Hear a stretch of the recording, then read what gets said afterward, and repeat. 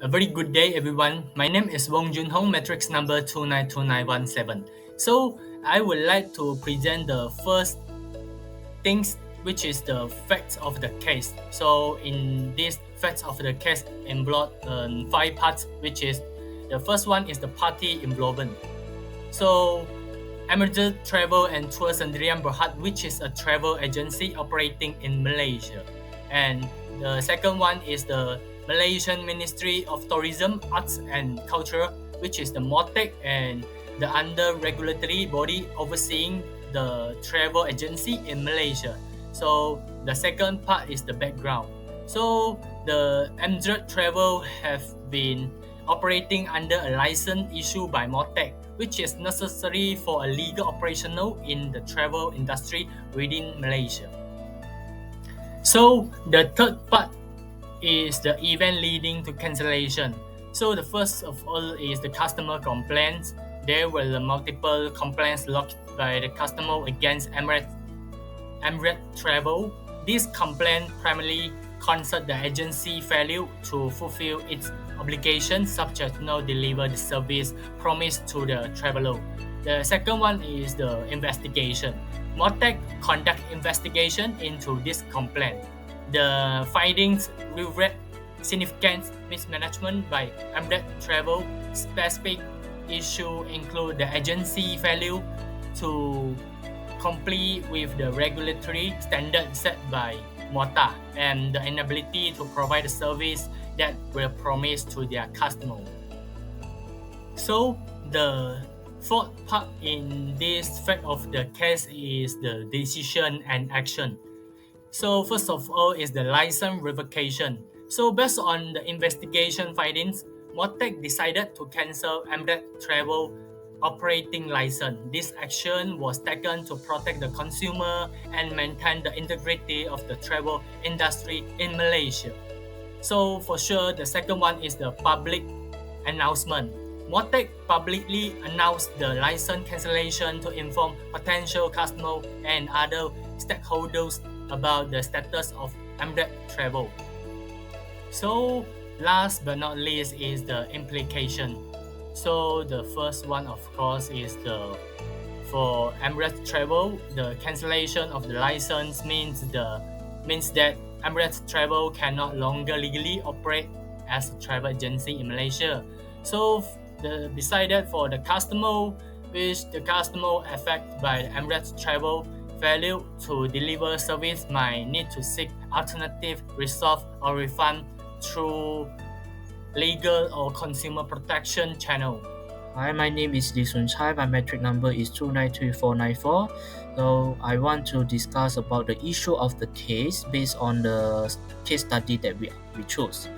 The main issue that we face from this case study is license revocation. MOTEC cancel Emirates travel license under the Section 8 Confinements 1, Confinements B, and Confinements D of Tourism Industry Act 1992. Confinements Act 482 due to company failures to meet the requirements of its license and engaging the business practice that harm the public interest, the tourism industry, or the national economy. The second issue that we found is non-compliance. Emraz Travel was found to have failed to comply with the terms of its license and provisions of Act 482. The company was also accused of running its business in a way that damaged the interests of the public, the tourism industry, or the national economy. The third issue that we found is previous offense.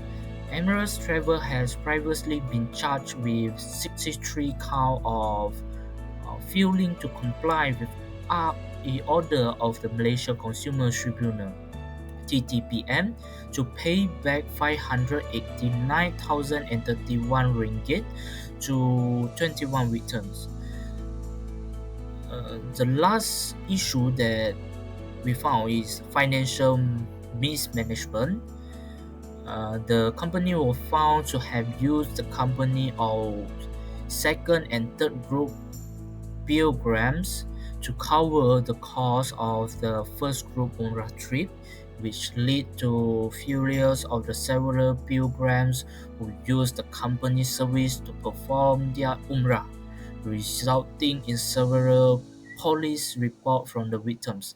So that's all from me. Thank Morning, you. doctors. My name is Lim Wei Hian and matrix number 291569. I will continue with the holding of this case. So the holding of this case is that the Emraz Travel and Tours Neighborhoods license was suspended for over 6 months by the Ministries of Tourism, Art and Cultures, which is MOTAC, due to the company detrimental business practice. Reasons for these suspensions is that the company was found to have conduct its businesses in a manner detrimental to the public interest, tourism industry, and also the nation's economy. This was in accordance with the sections 81B and D of the Tourism Act 1992, Act 482. Also, the Emraz Travels and Tours Neighborhood and one of its directors, which is Dato Zulkarnain Endot, has been charged in the magistrates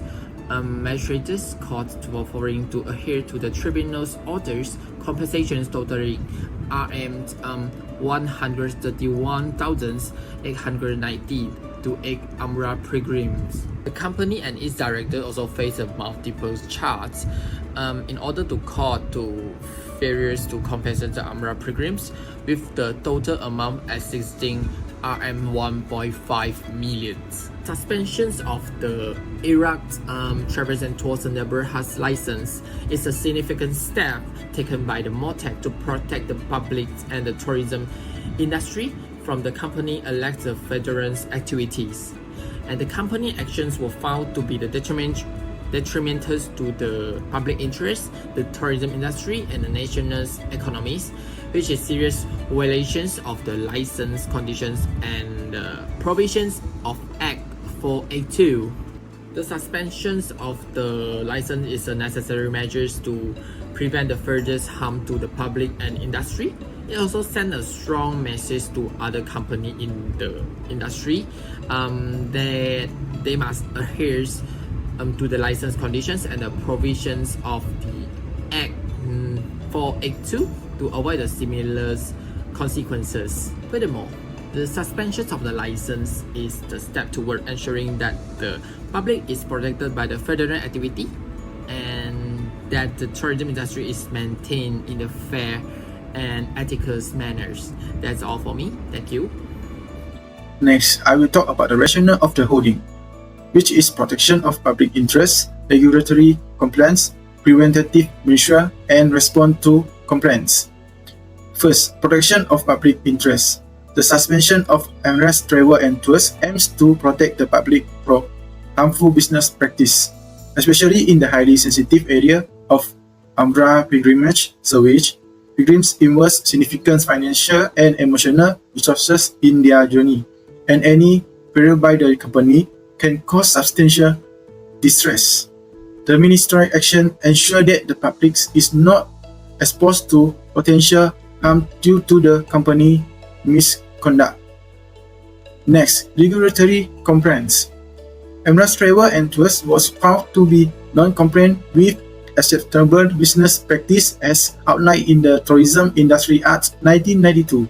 This non-compliance necessitated intervention to enforce industry standards and protect the national economy, ensuring that business follow regulations, maintains a level playing field, and promote fair competition, which is crucial from the health of the tourism section.